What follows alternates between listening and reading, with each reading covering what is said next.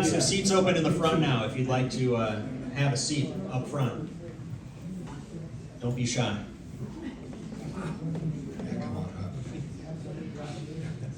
He's got the right idea. Stocking cap. It's stocking cap. Yeah, we need some more. Gotta get some more warm weather gear. Yeah. Well, I think we got some upstairs, but it goes out pretty quick in April when we play those April night games.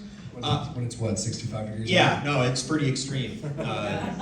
Well, that's a good introduction to Ike Buxton. I'm from Minnesota. You are from a similar cold weather state up in Idaho. How did you get into baseball, and how did you become such a good player when there are limited opportunities to practice the sport year-round? You know, I like to think of myself as I've always been a great baseball player, but as I told the elementary school we spoke at earlier today, that there's not a lot of baseball going around in Idaho. When you look at these areas that other kids are playing in, even just the community of Pensacola and Jacobs from Phoenix, that's a little more of your typical baseball background. The tiny town of Ketchum, Idaho, 3,000 people is not your very typical baseball background. So a little different story than a lot of guys who you'll see play. But I was talking to some staff members earlier about that, and I think personally I attribute most of my baseball career towards playing various sports, staying active. It's such a big thing in today's games about diversifying yourself as a person and as a player. And I think having the opportunity to play other sports like football and hockey, and I was fortunate enough to ski. Those were all things that a lot of skiing opportunities up there. Yeah. At least where I am. I don't know if most people don't think of the first thing I always hear is potatoes. Or Iowa. It's a little more, I asked the kindergartners today if they'd ever heard of Idaho, and most of them hadn't. Didn't think it was a real place. So in terms of, my baseball career, I think that's so important, and, just remember it's a game, and, obviously I just listened to Jacob speak where the objective is winning, but I think that a lot of people wouldn't be where they are now if there wasn't that constant reminder of, it's a game, and you want to be able to enjoy it while you can, because there's so many people who don't have the opportunity to do what we're doing. Well, if Harmon Killebrew from Payette, Idaho can hit 573 home runs, there's nothing that says you can't have a great major league career from Ketchum, Idaho. Very true. All right. Last year was a great year for you. You jumped across a couple different levels, and you got, at the very end of the season, your first taste of Double-A. Now, it went well, 4 scoreless innings, but it was only 1 appearance. It has to feel like more than 1 appearance, though, to get to that new level at the end of a season, be part of the playoff experience, pop a little champagne, and really go into this year having some expectation for what this level is like. How meaningful was it for you to get that Double-A experience last September? It was incredible. It's such a great area, and you guys are all so lucky to call this area home. I'm so thankful to be able to, hopefully spend some time here this upcoming year. And in terms of last year, it was an insane experience to be able to be up here. I had a good time in Beloit, and I've sure been enjoying Florida, and there's no other community like this, and the way that the fans have gathered around the team here and how much that they support us, it's pretty special. So it was great to be here last year. I sure was pretty excited to make that jump, and which just gets me more fired up to be back here. So I'm excited to get out there and win some ball games for you guys. You're sharing the clubhouse with Jacob Berry, who was one of the top overall draft picks a couple years ago. What round were you drafted in? The 15th. A little bit of a difference. I was about 400. But I know that you don't need to prove anything to yourself because you are not lacking in confidence. How do you convince others that you are worthy of the attention that you've got? To be honest, I don't entirely feel like I have to. It's one of those things that at the end of the day, we are able to do this because of the fans. It's at its core, baseball is an entertainment industry, and So for myself, it is fun to be able to come out here, and I sure am thankful to be here and in front of you guys, because at least for myself, whether or not you guys are actually excited for me to be here, it seems, it's a great opportunity. But, to kind of answer your question, there's a lot that goes into, there are so many ball players at any level.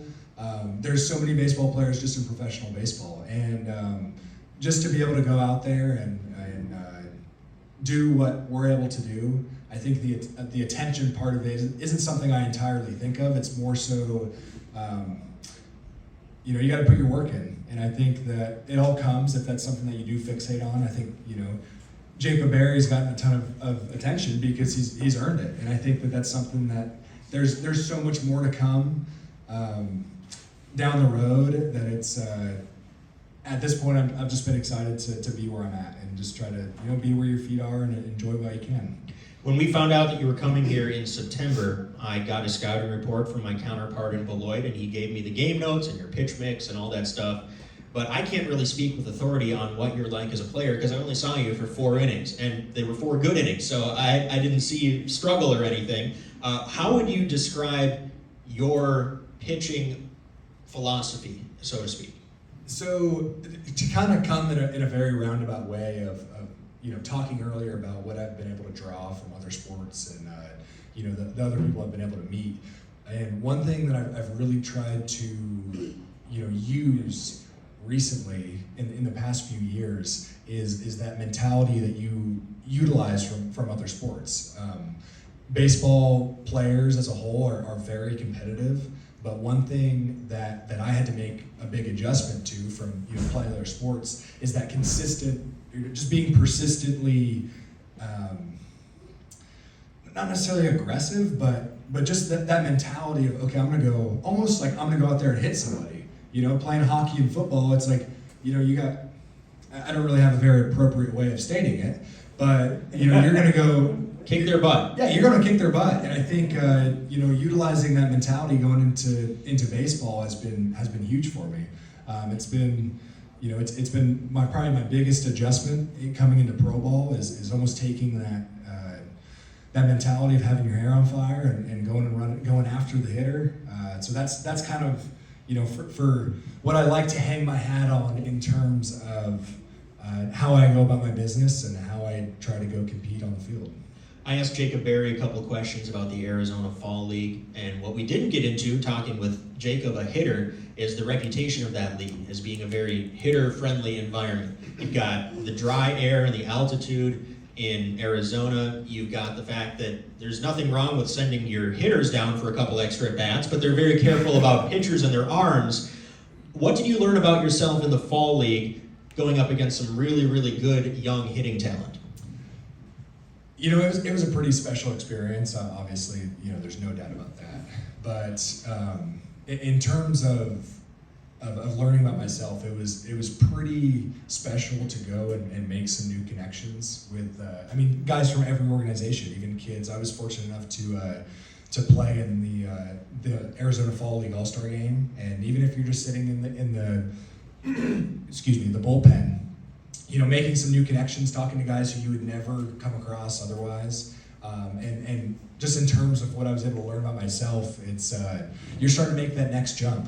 Everybody, we've been talking about it all day, everybody is good at this level. There's no doubt about that. If you're in professional baseball, that essentially means that somebody thinks that you have the talent to make it to the big leagues in some way, shape, or form. But it's just making those last few adjustments because you're starting to get up to that caliber of being in the big leagues, and that was my biggest learning point from being in Arizona was kind of making those last few tweaks to where you're starting to make that last jump. So it was a pretty special experience, and something similar that I'm hoping to continue being in Pensacola. I ended things with Jacob Berry by asking him a very broad question about how he envisions a successful 2024 season. I guess I'll ask you the same, although you're coming from a healthier 2023 season than he had. What does a good season look like for you? Healthy, performing at your best, and accomplishing the goals that you're setting out for yourself to do?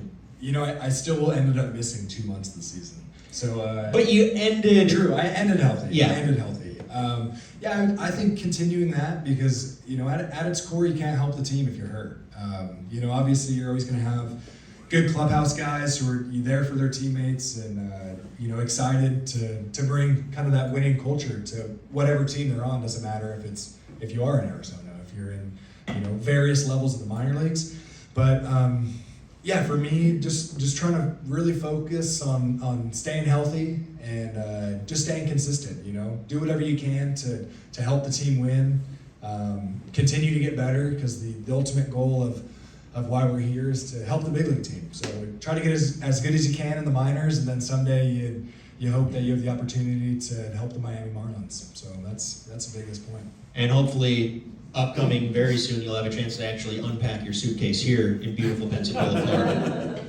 Yeah, it's as I said earlier, it's a community like no other. You guys showed the greatest support. I even have kids from opposing teams who envy what we have here. They're all like, "Oh man, I wish we were in Pensacola. I wish we were." So it's a place like no other, and you guys sure make it a great home for 9 months of the year for us. So very thankful for that. We look forward to having Ike Buxton in Pensacola in 2024. Thank you, Ike. Thank you guys.